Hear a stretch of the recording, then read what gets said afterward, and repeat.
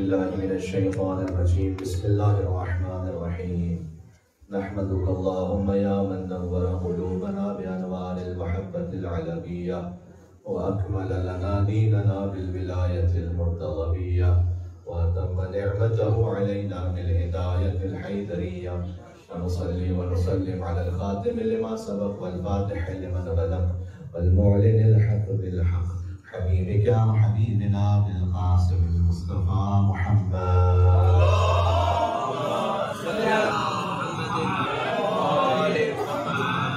وعلى آله الطيبين الطاهرين المعصومين المطلوبين سيما بقية الله في الأرضين الذين أذهب الله عنهم الرجس وطهرهم تطهيرا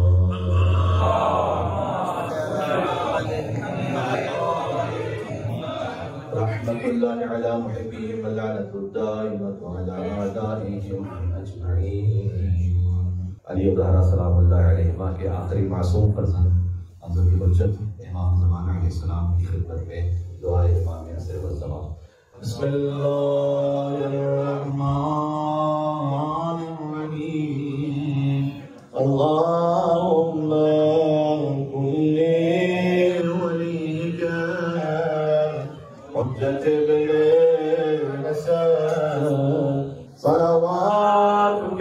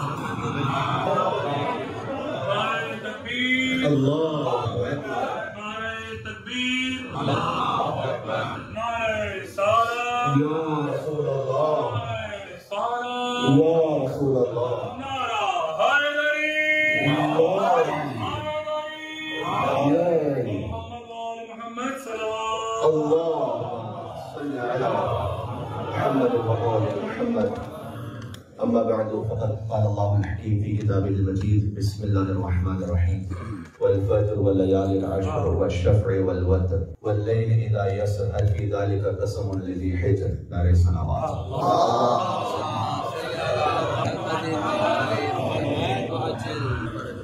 بحر امامت و ولایت کا بحر قسمت سے ازدواج مبارک یعنی قسیم الجنت والنار کا خاتون جنت سے عبد مبارک اور قرآنی الفاظ میں کہوں تو یوں کہ سورۃ القدر کا سورۃ الحم سے ازدواج مبارک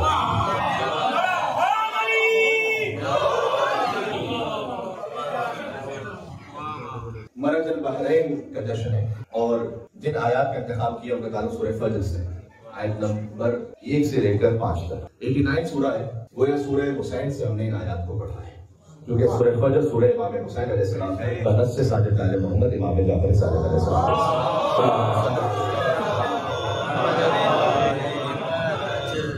اس لیے کہ اس سورہ کا اختتام ان آیات پر ہے کہ یا ایتھا النفس المطمئنہ ارجعی الی ربک راضیۃ مرضیہ فادخلی فی عبادی وادخلی جنتی ان آیات کی وجہ سے امام صادق علیہ السلام نے فرمایا کہ یہ سورہ امام حسین علیہ السلام ہے راضیۃ مرضیہ جس نفس سے خدا راضی ہو اسے مرضیہ کہتے ہیں جو نفس خدا سے راضی ہو اسے راضیہ کہتے ہیں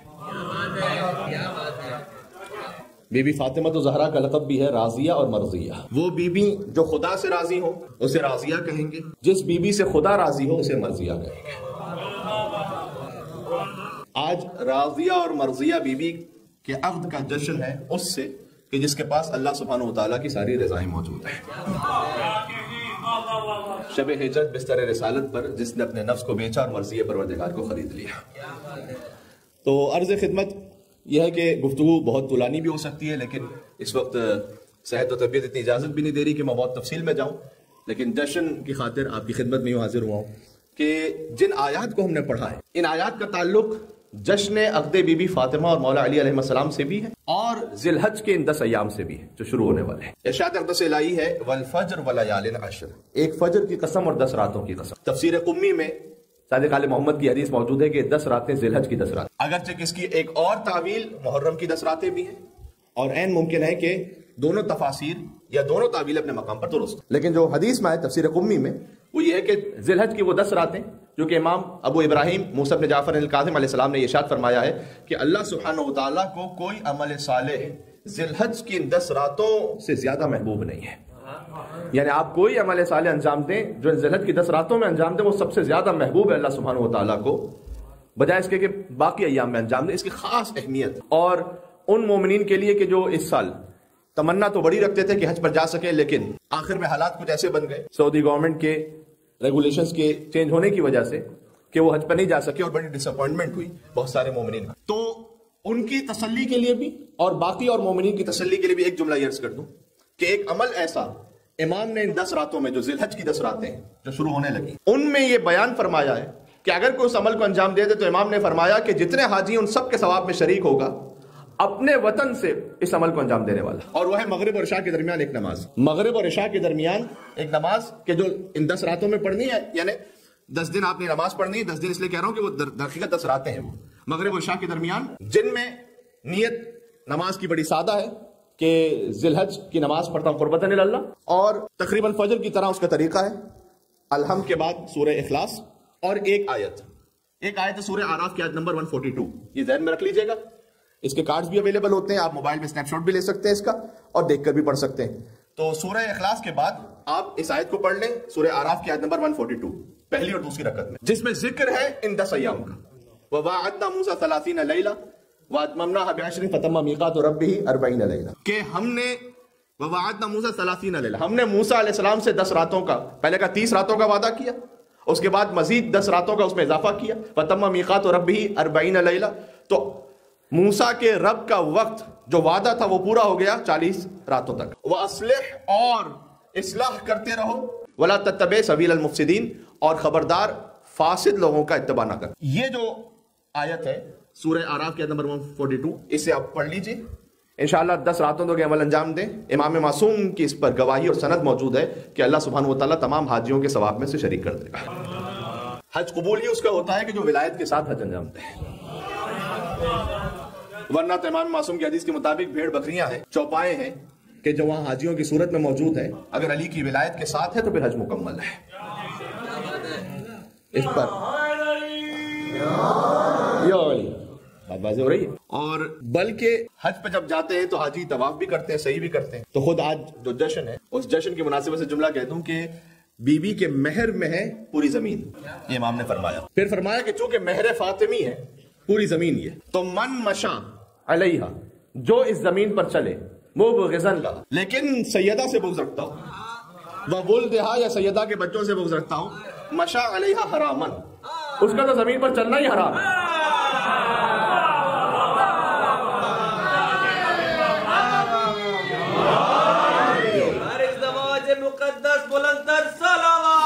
اللہم صلی علی محمد و علی محمد.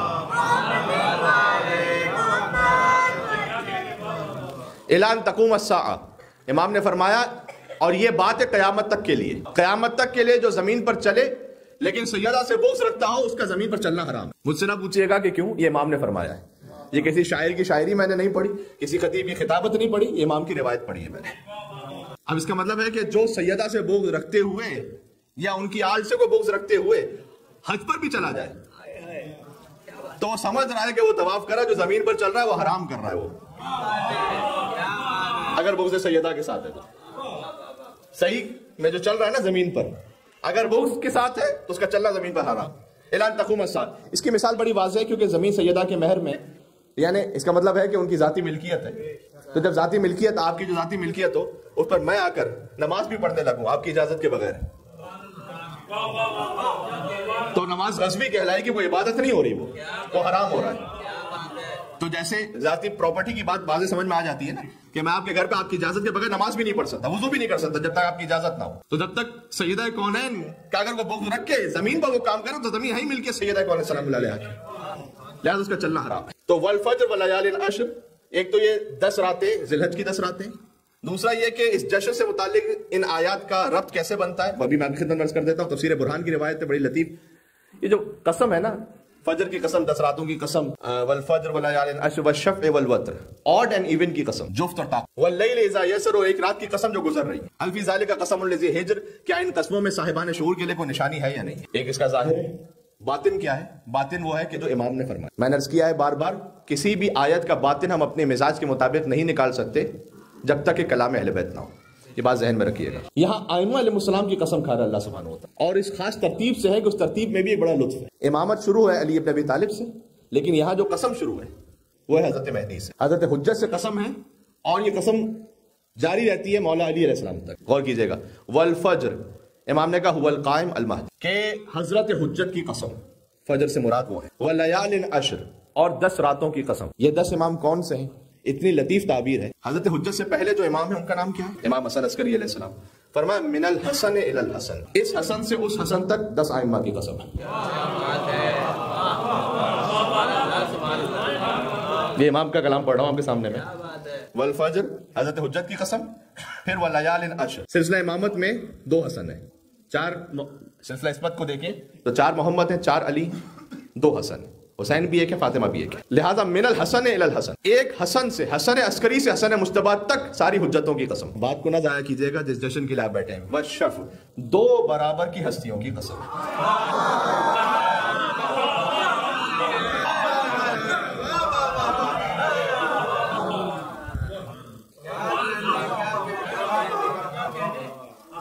اور ایون کو ایون کہتے کیوں ہے؟ کہ وہ 2 برابر ہیں.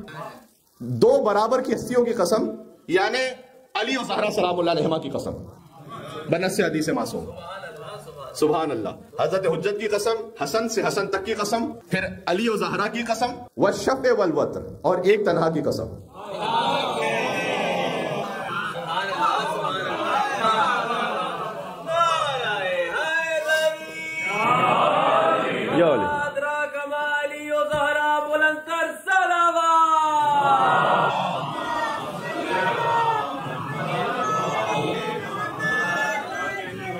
یا وہ محمود ہوتے ہوئے تنہا ہے یا یہ محمد ہوتے ہوئے تنہا ہے. والوتر واللیل اذا یسر، اور اس رات کی قسم جو گزر جائے گی اور پھر صبح نمودار ہوگی، یعنی ظہور قائم کی قسم. امام نے فرمایا جو کہ جب صبح نمودار ہوگی تو والفجر، فجر ہے مہدی عجل اللہ تعالیٰ فرجہ الشریف. هل فی ذلک قسم لذی حجر، اس کے بعد فرمایا کیا ان قسموں میں صاحبان شعور کے لیے کوئی علامت ہے یا نہیں ہے. یہ بات سمجھ میں آ رہی ہے. تاریخ یعقوبی اہل سنت تاریخ ہے، اس کی جلد نمبر 2 میں جملہ سرکار ختم مرتبت کا موجود ہے کہ بعض لوگوں نے جب آ کر کو سوال کیا تھا اس عقد کے بارے میں تو حضور نے فرمایا تھا کہ میں نے فاطمہ کو علی کے ازدواج میں نہیں دیا، اللہ نے فاطمہ کو علی ابن ابی طالب کے ازدواج میں دیا. جی، جن لوگوں نے آ کے خاصگاری کی بھی اور اس لائق نہیں تھے کہ اس کے بعد گویا حضور کے غیظ و غضب کا سامنا کرنا پڑا اور پھر حضور منتظر رہے، یہاں تک کہ امام نے یہ فرمایا ہے کہ یہ عقد زمین پر جب ہوا اس سے 40 دن پہلے آسمانوں پر. اور بہار الانوار میں علامہ مجلسی نے جلد نمبر 43 میں اس عقد کے بارے میں پوری تفصیل لکھی ہے، ایک کے بعد ایک روایت، کہ اس عقد کا ولی اللہ سبحانہ و تعالیٰ ہے. جی، اللہ اس کا ولی ہے، اس عقد کا ولی اللہ سبحانہ و تعالیٰ ہے. اللہ نے خود خطبہ پڑھا. علی و زہرا کا کسی وکیل نے نہیں پڑھا، ان کے خالق نے خود پڑھا ہے، اللہ سبحانہ و تعالیٰ نے پڑھا ہے. اللہ ولی ہے. ایک خطبہ جبرائیل نے دیا، والخطیب جبرائیل، جبرائیل خطیب ہے. فرمایا میکائیل الداعی، وہ دعوت دینے والے ہیں، اور اسرائیل وہ نچھاور کرنے والے ہیں. الناصر و اسرائیل کیا نچھاور کرنے والے؟ تناصر ثمار الجنہ، ملائکہ پر جنت کے جو پھل تھے وہ نچھاور کیے گئے. اور حوروں کو یہ حکم دیا گیا کہ وہ سورہ یاسین، سورہ شورا اور سورہ طٰہٰ کی تلاوت کریں جنت میں، جب عقد علی اور زہرا ہو رہا تھا. سبحان اللہ. اور یعنی بڑی لطیف تعبیر ہے کہ جب اللہ سبحانہ و تعالیٰ، ایک حدیث کا مفہوم یہ ہے کہ سیدہ کونین کی اور جنت میں رضا چاہے گا تو وہ یہ کرے گا کہ ان کے ماننے والی کسی بھی خاتون کے پاس اللہ سبحانہ و تعالیٰ کچھ قیمتی لباس اور زیورات وہ جنت میں بھجوائے گا تاکہ ان کے راضی ہونے سے پھر سیدہ بھی راضی ہو جائے. اور یہ اہتمام کیا گیا اس وقت بھی کہ جب عقد علی اور زہرا ہو رہا تھا کہ جنت کی حوروں میں لباس تقسیم کیے گئے, زیورات تقسیم کیے گئے, یعنی ایک عجب ہی خوشی کا ماحول تھا زمین و آسمان کے درمیان. اور اللہ سبحانہ و تعالیٰ نے جو خود خطبہ پڑھنا شروع کیا وہ خطبہ یہ تھا کہ الحمد ردائی والعظمت کبریائی والناس کلہم عبیدی و امائی انی قد زوجت فاطمہ امتی بعلی صفوتی. یہ پہنچا الحمد میری چادر ہے, اللہ کہہ رہا ہے. اس کا کیا مطلب ہے میں نہیں جانتا, اللہ جانتا ہے, 14 معصومین جانتے ہیں. الحمد ردائی, الحمد میری چادر ہے, والعظمت کبریائی, اور میری عظمت میری کبریائی ہے, اور والناس کلہم عبیدی و امائی, جتنے بھی انسان ہیں یہ سب میرے بندے ہیں اور میری کنیزیں ہیں. انی قد زوجت, تو میں ازدواج میں دے رہا ہوں, کوئی وکیل نہیں دے رہا, اللہ خود دے رہا ہے ازدواج میں خود ازدواج میں دے رہا ہوں فاطمہ کو جو میری کنیز خاص ہے, بعلی صفوتی, ان علی کے ازدواج میں کہ جو میرا انتخاب خاص ہے. سبحان اللہ. جی السلام علیکم وارث آدم صفوت اللہ, صفوتی میرا خاص انتخاب علی ابن ابی طالب ہے جسے میں نے خود منتخب کیا ہے. یہ ازدواج ہوا, ہجرت کے 22 مہینے گزر چکے تھے ہجرت کو, اور جب دوسروں کا رشتہ رد ہو چکا تھا تو پھر مولا کائنات کے پاس انہوں نے آ کر یہ کہا تھا کہ علی آپ کیوں نہیں جاتے؟ تو علی بن ابی طالب نے کہا تھا کہ مجھے حیا مانے آتی ہے کہ میں جاؤں اور رسول اللہ سے اس بات کا ذکر کروں, لیکن حکم خدا آیا. اس کے بعد علی بن ابی طالب علیہ السلام جب پہنچے وہاں پر اور اس بات کا اظہار فرمایا تو حضور نے کہا کہ آپ کے پاس کیا ہے اس مال دنیا میں سے؟ فرمایا کہ یا رسول اللہ زرہ ہے, کا زرہ کو فروخت کر دیجئے اور اس کے ذریعے سے مہر کا اہتمام کیجئے, اور اس مہر ہی کے ذریعے سے سیدہ کونین سلام اللہ علیہا کے گھر میں کہ جو کچھ 12 چیزیں ہیں یا اس کو اور تفصیل میں جائے تو 17 چیزیں ہیں جس میں کچھ مٹی کے برتن ہیں, کچھ اس طرح کا اہتمام ہے, اس کے لیے اہتمام فرمائیے. یہ جو اہتمام ہوتا ہے نا عقد کے موقع پر, یہ لڑکی کے باپ کی ذمہ داری نہیں قرار پائی, یہاں لڑکے کی ذمہ داری قرار پائے, وہ اہتمام کرے, وہ مہر سے اہتمام کرے. جی, اور اس ازدواج پر حضور نے ایک نیا لباس آمادہ کیا سیدہ کونین سلام اللہ علیہا کے لیے. ابن جوزی نے لکھا ہے تاریخ میں کہ شب عروسی بی بی سیدہ سلام اللہ علیہا کے در پر ایک فقیر آیا, تو بی بی ویسے جو لباس زیب تن فرماتی وہ پیوند لگا ہوا لباس ہوتا کبھی, اور وہ جو نیا لباس عروسی کے لیے تھا وہ شب عروسی ہی اس فقیر کو عطا کر دیا بی بی نے. حضور مکرم نے ایک سوال پوچھا, کاش اس بات کو میں پہنچا سکوں. حضور مکرم نے ایک سوال پوچھا, یہ جو میرے یوتھ دانے بانے تشریف فرمائے آج تشریف لائے وہ, اور وہ چاہ رہے تھے کہ, اور مجھ سے ریکویسٹ بھی کی گئی کہ ریلیونس آف امامت ان کرنٹ ایرا اس پہ بات کی جائے. دیکھیں یہ ریلیونس آف امامت ہے کہ آپ جنہیں حجت سمجھتے ہیں ان کی زندگی یہ ہے کہ جب انہوں نے عطا کیا تو پھر حضور نے جا کے پوچھا کہ اے زہرا آپ نے نیا لباس جو شب عروسی کا تھا وہی عطا کر دیا فقیر کو. تو ایک اتنا خوبصورت جملہ جس کی طرف میں کم از کم آج ہی جب میں دوبارہ مطالعہ کر رہا تھا تو اور متوجہ ہوا. بی بی نے جواب دیا اپنے بابا کو کہ بابا میں نے یہ نیا لباس اس لیے دیا کہ میں آپ کی طرح ہونا چاہتی ہوں, تاکہ میں آپ کی طرح ہو جاؤں. سبحان اللہ. لقد کان لکم فی رسول اللہ اسوۃ حسنہ.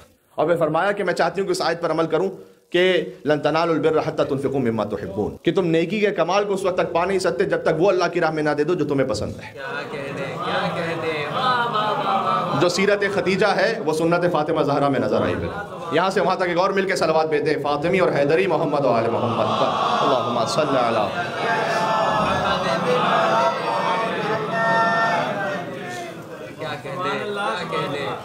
تو یہ سادہ ترین ازدواج, لیکن وہ بابر